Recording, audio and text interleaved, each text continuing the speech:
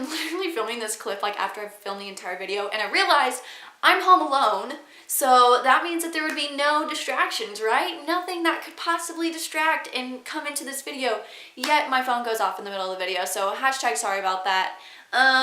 Yeah, just...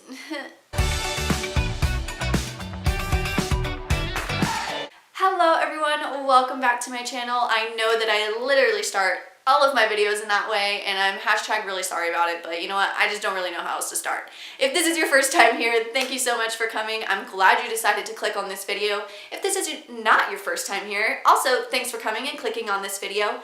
If you like it, please like the video, like actually press the thumbs up. And if you like just this channel, what I'm doing here, definitely subscribe and turn on my post notifications so that you can be notified anytime I post a new video. So as we get into it today, we are literally almost done with the book of Esther, and I am just really excited for what we have been learning through this book because it's all so applicable to our lives. And as we get into chapter 8, we get to really see who God is through this chapter, and we get to see how he works through people to get his plan done. But before that, tiny recap. Last week we talked about chapter 7, where Haman was impaled on a pole, which is not very nice, but also he was a horrible person, so he deserved it. And we see Esther finally making her requests known to the king. She calls out Haman, she calls out everything that has been happening, and now we continue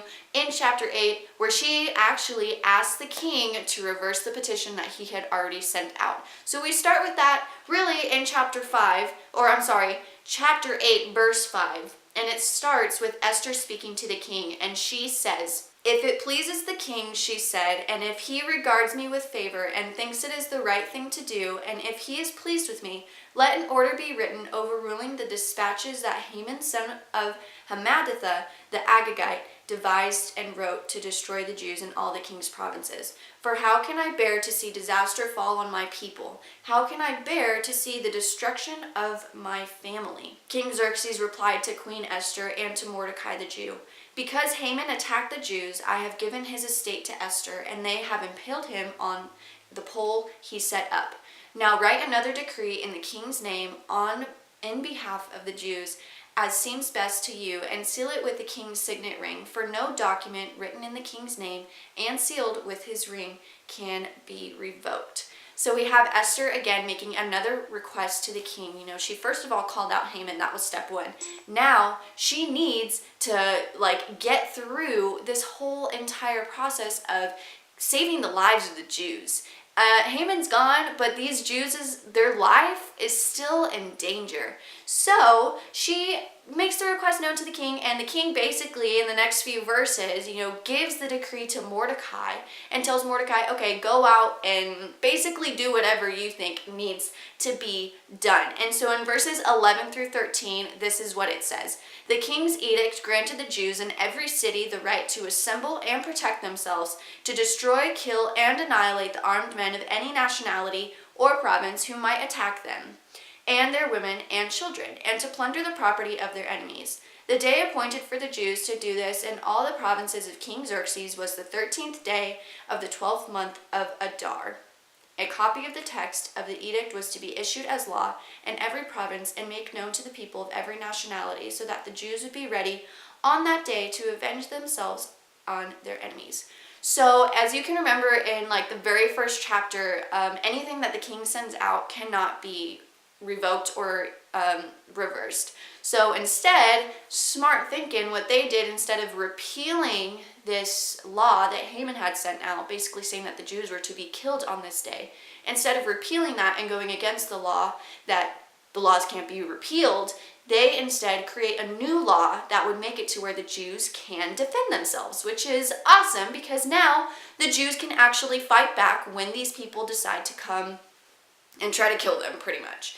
I don't know how many people are still going to try and come to kill them, knowing that they are able to fight back, but it's kind of like a countermeasure. It's like, hey, all right, we can now fight back, we now have a defense, and we can now do something about our impending doom, which is awesome. And God made that happen through Esther and through King Xerxes and through Mordecai. And Mordecai is now like in charge. He is the one who sent out this decree. He's the one who made everything kind of like happen for the people. God working through him, God working in this whole entire thing. Even though God's name is never mentioned in the book of Esther, we can totally see God's plan playing out. And so, as the last couple verses that I'm going to read, we're going to see the Jews' reaction to this new decree that has been put out in their favor. And we see it in verses 16 and 17.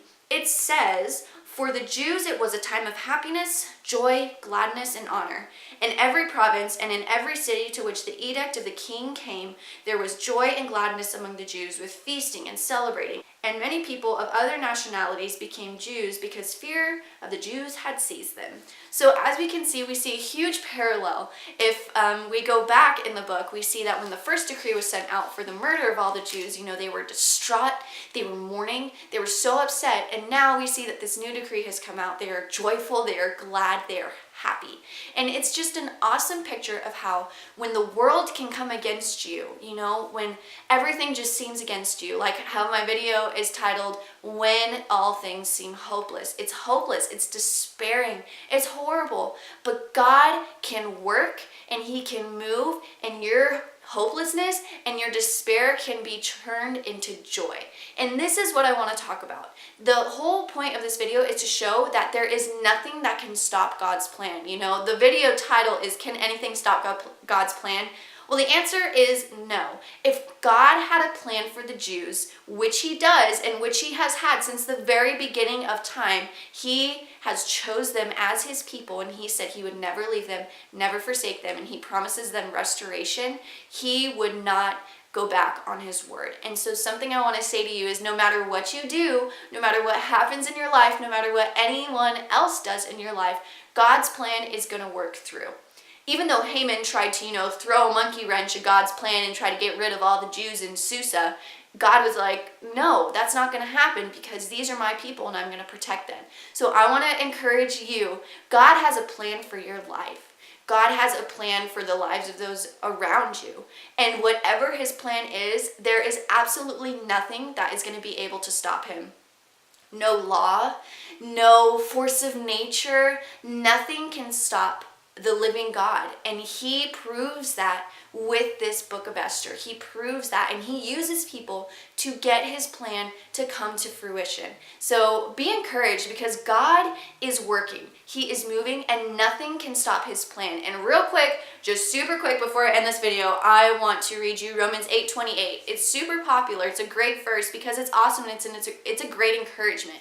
It says, "And we know that in all things God works for the good of those who love him, who have been called according to his purpose." So if you love God, if you're following God, he has a plan for you, he has a purpose for you, and there's absolutely nothing that can get in the way of that. So keep that in mind as you go through this week.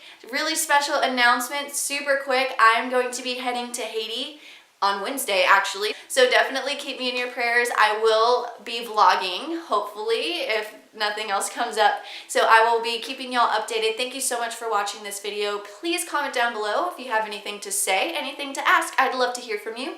And I will see you next week. So adios, be blessed.